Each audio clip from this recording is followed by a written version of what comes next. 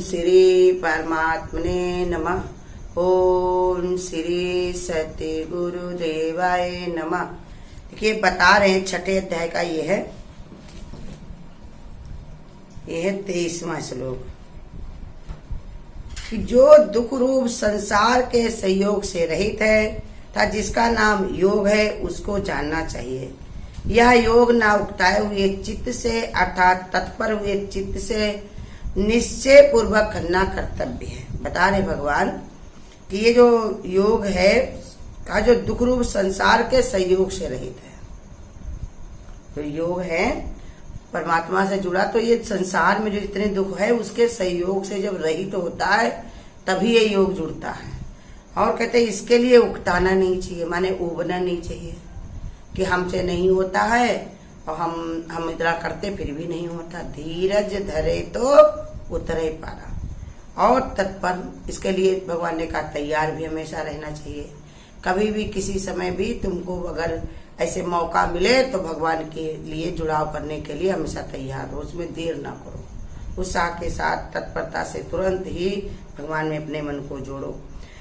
दुख के संयोग का वियोग कहा गया है। इसका अर्थ ये है जिस माध्यम से साधारण मनुष्यों के पास संसार के दुख पहुंचते हैं, योगी के लिए वे संसार के माध्यम की पूर्ण रूप से कट जाते हैं।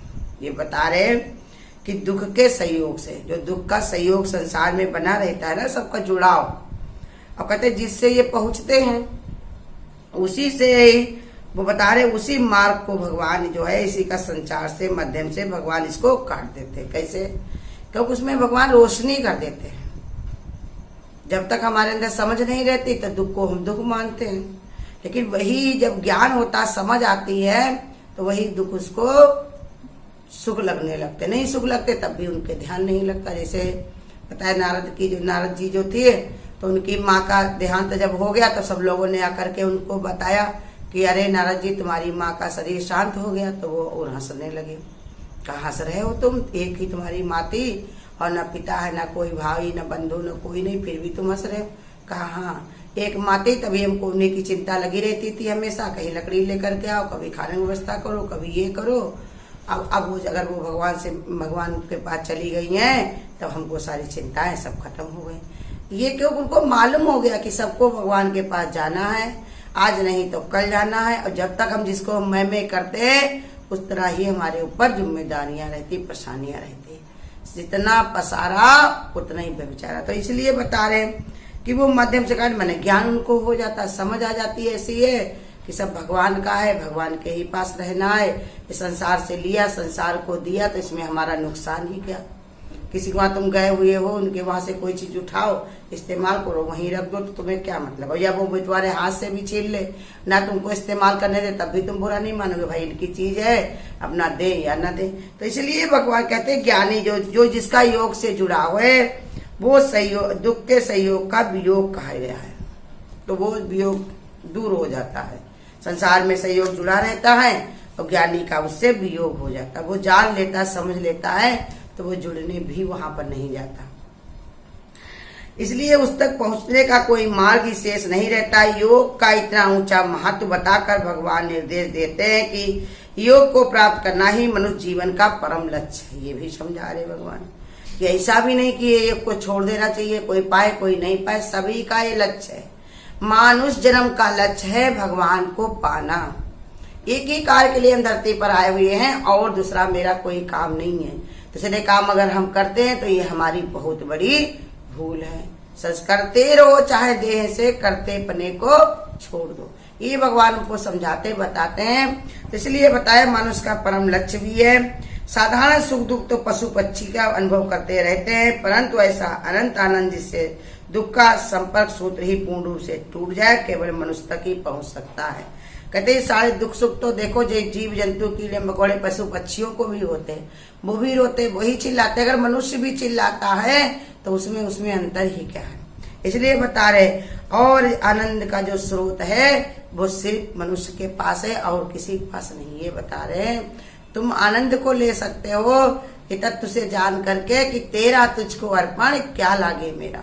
आनंद को पा सकते हो, लेकिन अगर तुम मनुष्य में मनुष्यता होगी तब, जब गुरु के बात को समझोगे, जब भगवान के इशारे को समझोगे तब। तो इसलिए बता रहे वो पूर्ण रूप से जो है दुख का संपर्क, वो पशु पक्षी के अंदर तो विवेक नहीं होता, समझ नहीं होती, इसलिए वो अपना तोड़ भी नहीं सकते, क्योंकि उनके पास ऐसा कोई समझाने वाला नहीं है, ऐसी बुद्धि और विवेक नहीं है।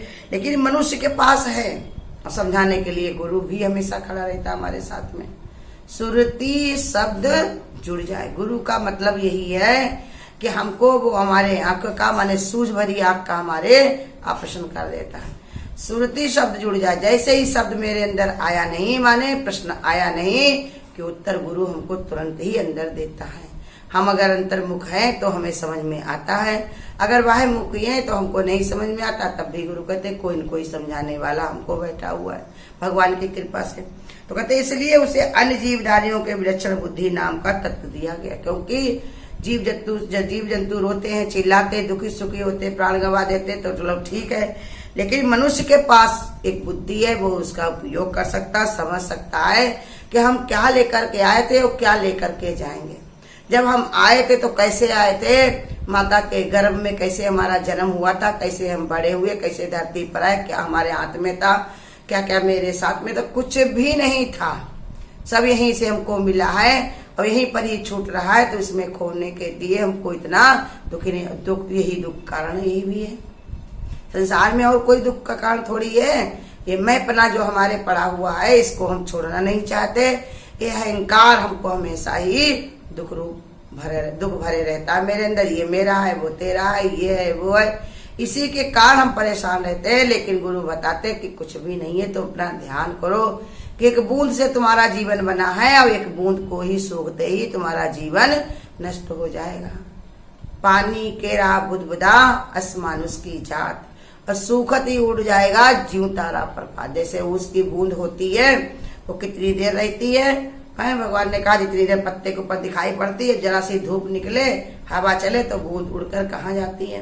ऐसे ही मनुष्य भी है, आज इसे में दिखाई पड़ता है, अब किस घड़ी ना दिखाई पड़े कोई नहीं जानता है, कि जान ना जाने इस सांस का आवन हो न हो। संत महात्मा तो है ही महान, लेकिन गुरु बताते सब कोई महान है, हर एक के अंदर परमात्मा विद्यमान है। जब तक रहता है कोई, तब तक हमें कदर नहीं होती है, जब चला जाता तब उसकी हमको समझ आती। इसलिए गुरु बताते हैं कि समय रहते ही हमको कदर करना सीखना चाहिए।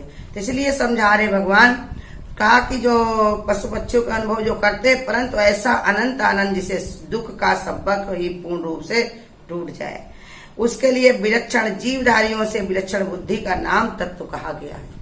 ये बुद्धि जो हमारे पास है विलक्षण तत्व है, इसके उपयोग करना मनुष्य का परम धर्म है। इसी का उपयोग करना धर्म है। बुद्धि लगा करके विचार करे और समझे कि ये सब संसार जो बना हुआ है ये आखिर है क्या। सपने की है रचना, धोखा न कहीं खाना, मूंद वाक कतम कुछ ना। इतने बड़े बड़े महल बने रहते हैं, इतना रुपया पैसा 10-10 प्लाट पड़े रहते हैं, कितनी सुख सुविधा हीरे मोती धरे रहते हैं, लेकिन जब इंसान यहाँ से चलता है तो उसके हाथ में कुछ भी नहीं जाता, साथ में कुछ नहीं जाता, और जिसके लिए वो जीवन पूरा उसी में ही गंवाता है, इसी में अपना सारा समय लगाता है। तो कहते यही धर्म है, अपनी बुद्धि को लगाए और समझे कि क्या लेकर के आए हो और क्या लेकर के जाओगे। इसकी प्राप्ति के लिए भगवान ने 2 बातें और भी कही हैं कि स्थिति दृढ़ निश्चय से प्राप्त की जा सकती है। इसके लिए भगवान ने बताया कि साधन की बहुत ही आवश्यकता है।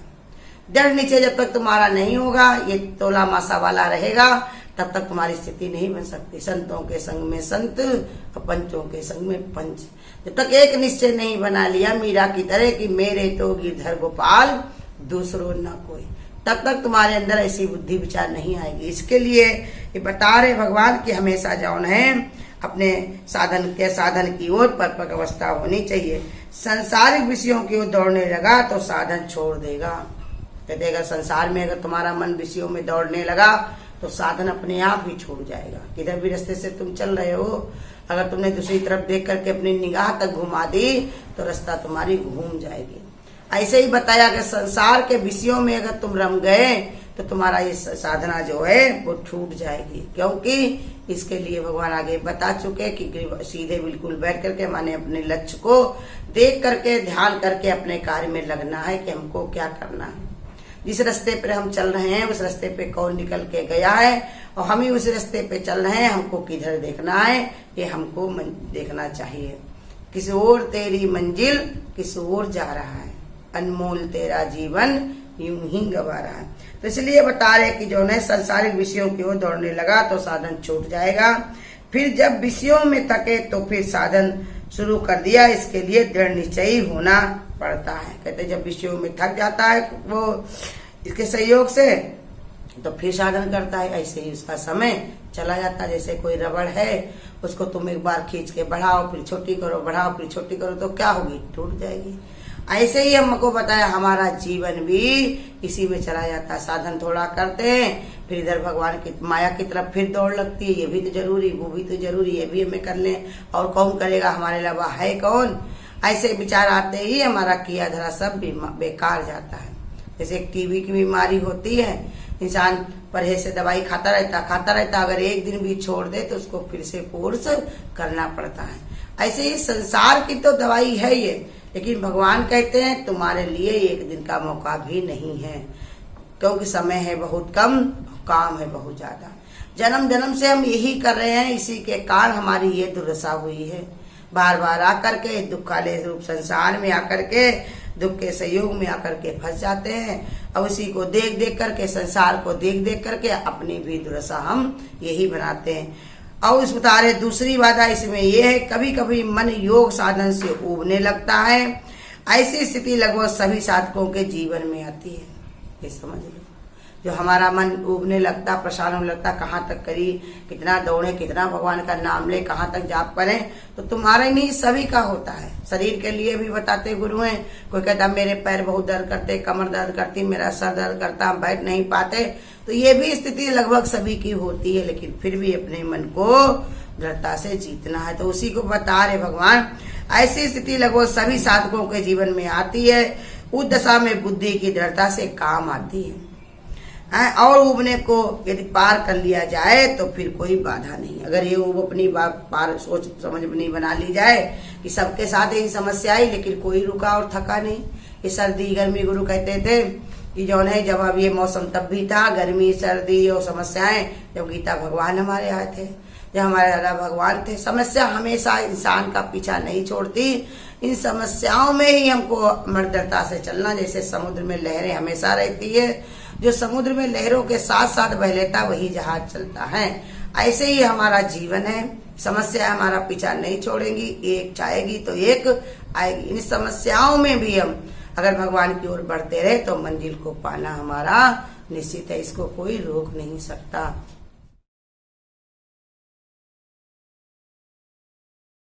ईश्वर की भक्ति को दिल से न जुदा करना, जो वचन दिया उससे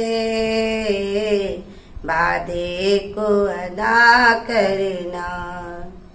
ईश्वर की भक्ति को दिल से न जुदा करना, जो वचन दिया गुरु को वादे को अदा करना। जब मात गर्भ अंदर तो उल्टा लटका था, तब जान तेरी को भी जाने का खतरा था। जब मात गर्भ अंदर तो उल्टा लटका था, तब जान तेरी को भी जाने का खतरा था। जिसने तुझे जन्म दिया दिल उस पे फिदा करना, जो वचन दिया गुरु को वादे को अदा करना। ईश्वर की भक्ति को दिल से न जुदा करना। ए तृष्णा का काशा तेरा हरदम खाली है, तू झूठी आशा के द्वारे का सवाली है। ए तृष्णा का काशा तेरा हरदम खाली है। तू झूठी आशा के द्वारे का सवाली है। जो सबका दाता है दिल उस पे फिदा करना। जो वचन दिया गुरु को वादे को अदा करना। ईश्वर की भक्ति को दिल से न जुदा करना। क्यों भूल गया प्रभु को सब झूठा धंधा है। ईश्वर के नाम बिना हर बंदा गंदा है। क्यों भूल गया प्रभु को सब झूठा धंधा है। ईश्वर के नाम बिना ये बंदा गंदा है। निष्काम करो थोड़ा ना पाप कभी करना। जो वचन दिया गुरु को वादे को अदा करना। ईश्वर की भक्ति को दिल से न जुदा करना। अगर आपको आज की वीडियो अच्छी लगी हो तो वीडियो को लाइक और शेयर करना ना भूलें। आगे की वीडियोस देखने के लिए चैनल को सब्सक्राइब करें और नोटिफिकेशन